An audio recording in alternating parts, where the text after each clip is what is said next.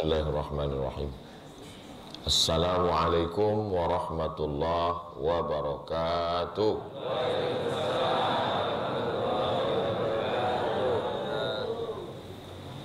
Naik pesawat di waktu malam. Jangan lupa membawa teman. Dari bunyi sambutan salam, sepertinya jamaah belum sarapan. Itu hanya sekedar menjawab pantun. Apa kabar Bapak Ibu semua? Pripun kabare? Api? Waras? Sugih? Muga-muga sing melu salat subuh lunga nang masjid padha kabeh mlebu nang surga. Amin. Banyak orang Jawa ternyata. Alhamdulillahi rabbil alamin. Allahumma salli ala sayyidina Muhammad wa ala alihi wa sahbihi wa barik wa sallim. Yang sama-sama kita hormati guru kita semua, jauh dari Pontianak, Kalimantan Barat, Al-Mukarram Ustadz Luqmanul Hakim. Sebenarnya beliau, kami di mana-mana, tadi malam di Universitas Muhammadiyah Malang bertiga dengan Habib Muhammad bin Anis. Sebelumnya juga bertiga di waktu pagi. Kenapa subuh ini cuma saya sendiri? Karena kursine siji. Hadir juga bersama kita tokoh masyarakat dari lingkungan masjid kita, Bapak Haji Sarwanto, yang namanya tidak saya sebutkan. Bukan saya tidak takzim, tidak hormat, tapi enggak ingat. Bapak-bapak, hadirin hadirat, hadratul muhtaramin wal mukarramin, sedulur sederek sedaya, mudah-mudahan semuanya istiqomah sholat subuh berjamaah. Subuh ini saya diberikan kehormatan untuk menyampaikan tausiah. Tausiahnya enggak dikasih judul, jadi saya bebas. Suatu ketika datang seorang mengadu kepada Kanjeng Nabi Muhammad Sallallahu Alaihi Wasallam. Dia ngadu karena hutangnya banyak, lalu minta dikasih doa. Lalu saya pun ingin menyampaikan, nggak tahu tiba-tiba ingat mau nyampaikan ini aja. Kira-kira Bapak Ibu setuju kalau doa ini saya sampaikan? Setuju. Dari bunyi setujunya kelihatannya utangnya banyak. Mudah-mudahan yang dililit utang dilepaskan Allah dari utang-utang. Amin ya rabbal alamin. Bukan berarti tausiah ini saya sampaikan kepada Bapak Ibu karena saya mau nyindir hutang, bukan. Karena saya nyampaikannya memang di Masjid Sabilul Muttaqin. Tapi tausiah subuh ini disaksikan dan didengarkan oleh jamaah dari Sabang sampai Papua, Brunei Darussalam, Malaysia, Singapura, Thailand, Bangkok, Hong Kong. Kenapa? Karena ini streaming melalui channel Ustadz Abdul Somad Official. Subscribe, like, share, and comment. Hadisnya ini ada dalam kitab Musnad Ahmad. Hadis itu kan 6 Pak Ustadz. Sahih Bukhari, Sahih Muslim, Sunan Abi Daud, Sunan Nasai, Sunan Tirmidzi, Sunan Ibni Majah. Kok Ustadz nyampaikannya dalam Musnad Ahmad? Imam Ahmad lebih tua dari yang 6 tadi. Imam Bukhari ninggal 256. Imam Muslim ninggal 261. Imam Ahmad ninggal 241. Mohon diingat karena ini akan keluar dalam UAS ujian akhir semester. Jadi hadis bukan cuma 6 itu saja, masih banyak kitab-kitab hadis yang lain. Maka dalam kitab Musnad Ahmad bin Hambal disampaikan, Nabi pun mengajarkan kepada orang ini supaya diselamatkan dari 8 penyakit. Yang pertama, Allahumma inni a'udzubika minal hammi. Hammi, bersusah hati karena terlalu banyak keinginan. Dari mana penderitaan datang? Dari keinginan yang tidak tercapai. Semakin banyak keinginan, semakin besar penderitaan. Boleh untuk ditulis di spanduk. Keinginan sumber penderitaan. Kenapa orang gila tidak menderita? Karena nggak ada keinginan. Kalau gitu kita gila aja Pak Ustaz. Jangan. Karena nikmat yang terbesar bukan nikmat sehat. Nikmat yang terbesar bukan nikmat makan. Nikmat terbesar adalah nikmat akal yang tidak diberikan kepada hewan. Ada 3 makhluk yang tidak dicatat amalnya. Yang pertama, anin naim hatta yastaiqis, orang tidur sampai bangun. Nek turu itu tidak dicatat amalnya. Makanya kalau mau buat dosa pas tidur. Yang kedua, anil sabi hatta yahtalim, anak kecil sampai akil balik. Anak kecil nggak dicatat amalnya. Tapi jangan gara-gara ini anak kecil besok nggak ikut sholat lagi. Ini ada anak kecil, ada anak kecil, ada anak kecil. Ini proses latihan. Bapak ibunya dapat pahala, mudah-mudahan jadi anak soleh solehah.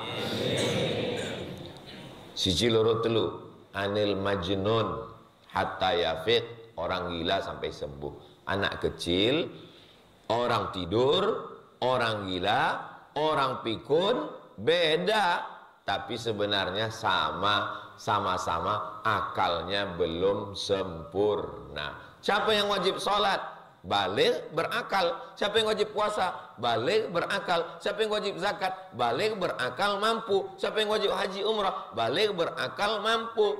Maka kalau ada suami ibu yang nggak sholat, berarti belum baligh dan tidak berakal.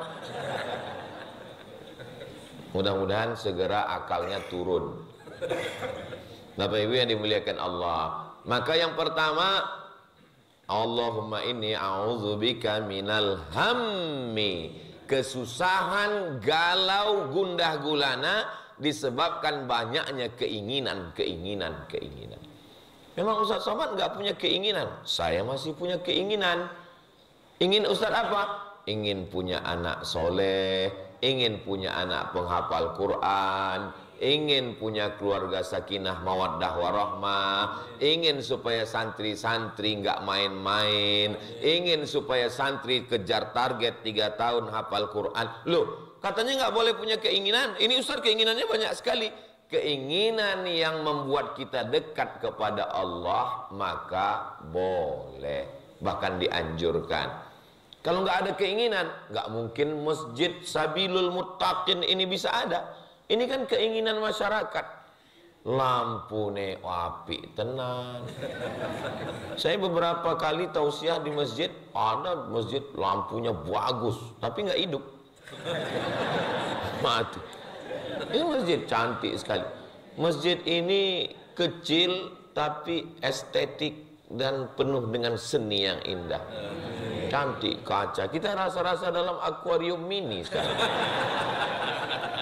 Itu maka pintunya dibuka. Soalnya kalau nggak dibuka, ibu-ibu, bapak yang di luar ngelihat saya ini seperti ikan sapu-sapu. Nah, maka keinginan, ingin supaya ustadz tahu selesai tausiahnya itu jam berapa, maka dipasang jam di sana. Ingin tahu bagaimana waktu sholat, apa saja hadis hari ini, maka dipasang. Masya Allah, ada gambar saya. Tolong jangan bandingkan saya dengan gambar, karena itu sudah diedit. Keinginan supaya masyarakat nyaman di masjid, dipasang kipas angin, dipasang AC. AC, siji loro telu papat limo enam, 6 AC-nya. Hidup apa ora iki?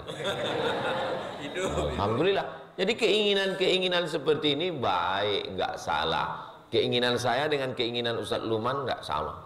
Keinginan Ustadz Lukman ingin supaya 600.000 anak pesantren penghafal Quran bisa makan.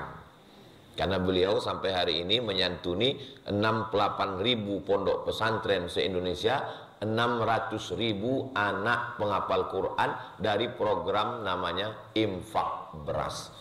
1.000 sehari Anda sudah menjadi penyantun para santri. 1.000 sehari, berarti kalau sebulan 25.000, karena tanggal merah nggak dihitung. Kami nggak bisa nyetornya ke bank, capek tiap hari ngantar beras Pak Ustadz. Ada yang menjemput ke rumah. Siapa namanya? Paskas, Pasukan Amal Soleh, relawan. Jadi pikiran kita ini mesti diajak untuk memikirkan agama Allah, supaya jangan terlalu banyak keinginan yang membuat kita susah hati.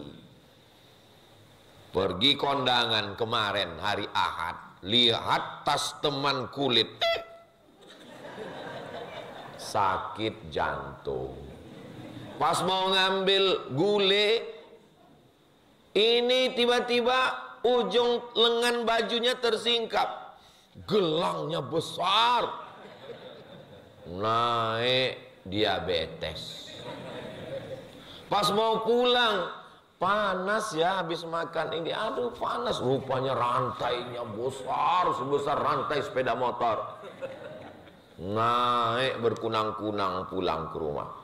Gara-gara apa? Keinginan yang tidak sampai. Betul Bu?